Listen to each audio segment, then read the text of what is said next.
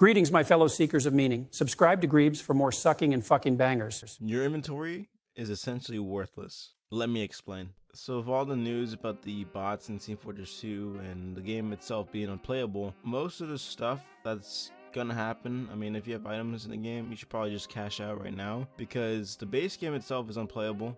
Sure, you got MBM, sure you have community servers, but let's be fair, the amount of liquidity in the game is probably gonna be nothing if everyone's gonna boycott it, and if everyone's actually serious about it, they'll probably stop trading as well. Me myself, I don't really trade anymore. I used to in the past, but I stopped because the game itself, I mean, I just got bored of it, and to see that bots have kind of infested the game is, well, I mean, I'll just say it's a good time for me because I don't really have to worry about it too much. I don't play the game as much as I did back then.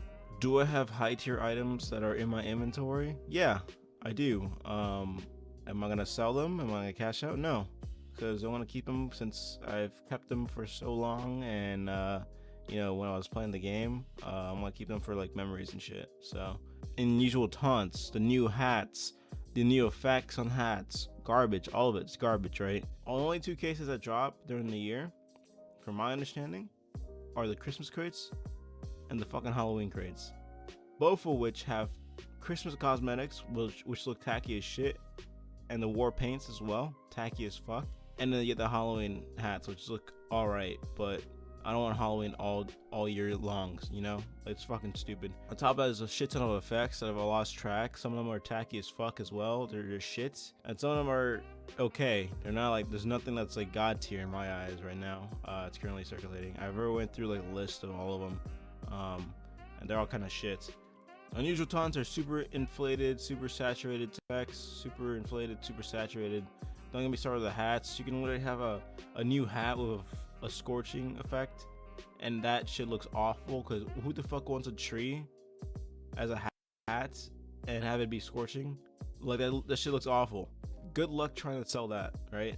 Now, for those of you who have like god tier old, like first gen hats and shit, congratulations, dude. You should probably just cash out right now before shit hits the fan, because once the number of players start going down, the number of people that are looking for these hats, the demand just hits the shitter. No one wants them anymore because there's no one to buy them. There's no liquidity anymore in the fucking market, right? If no one's playing the game, how do you expect someone to be interested enough to actually buy an item in the game? You get what I'm saying? So if you're gonna buy a high tier right now, or you have a fuck ton of keys or some shit like that, and you're looking to buy backpacks or whatever, rethink it, because I mean, you're gonna be holding on to that shit for quite some time unless you're trading a fucking bot that's looking to buy it. Okay, I over exaggerated with the I haven't traded in a bit. Recently I did buy an unusual fire, but with the 2023 cases, I literally had like 17 of those, and I gave it to the guy, and he gave me that, an unusual fire for a taunt, scout taunt. Those things are actually worthless, by the way. It was only like $2 on the market, dude.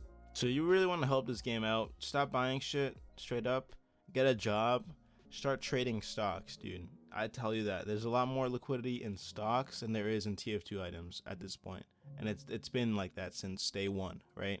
If you don't want to stop trading, I highly advise you to get in like the CS2, because there's a lot more liquidity in it than TF2, right?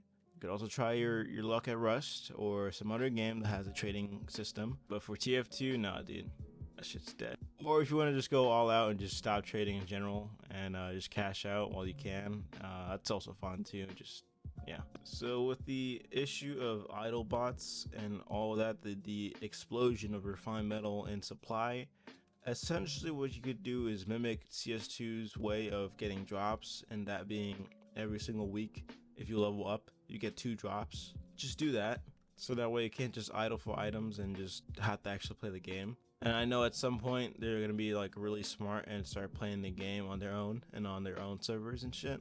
So at that point, I'd probably say just tweak the settings to make it harder to actually make your own server with, or at least VAC secure servers. So that way they don't get any drops or any XP. So yeah.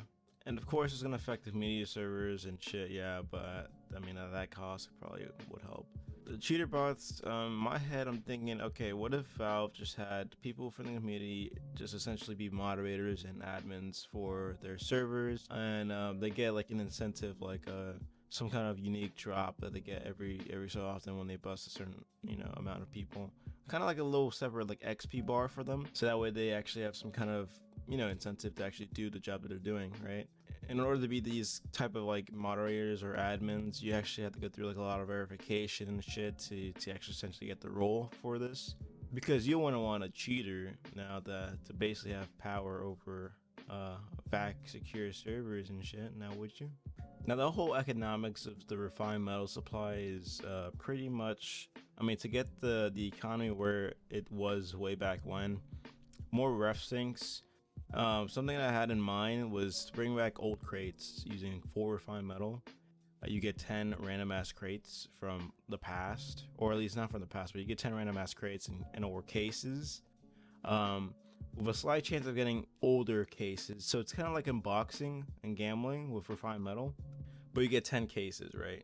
With a 1% chance of getting a old case or crates, right? That is in circulation. Now that 1% is divided into however many older cases there is, including the salvage crates and including the ones that are unlocked, right? Like you can't open them anymore. So in this case, I'd probably say make all the crates and cases unboxable, even the ones from the past, and then also add a recipe for you to transmute keys, like normal keys, into whatever crates key types, you know? So you have like an eerie key that you want to unbox an eerie crate from. You just need to get some stuff and then transmute a normal key into said key. To be honest, I think they should just outsource the fucking code to like the community at this point. I mean, they'd probably be able to do more work and probably have more dedication to actually learn what the hell is going on with the code than Valve will do. I mean, they could license it to the community or some shit, make a deal or some shit.